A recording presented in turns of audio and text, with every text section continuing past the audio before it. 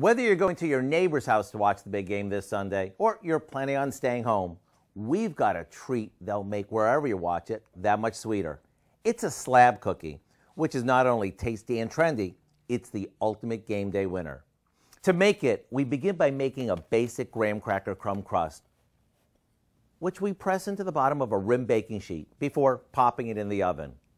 While that's baking, we beat together a couple sticks of butter along with some brown and white sugar. Then we beat in some eggs and vanilla. We add flour and salt.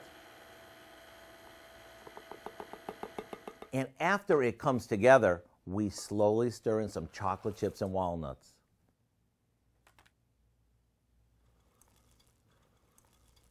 Now we spread this over the crust, sprinkle the top with some chopped candy bars, and back into the oven it goes.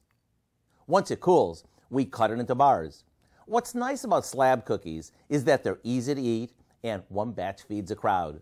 To get the recipe for what we call our Candy Bar Slab Cookies, simply visit our website.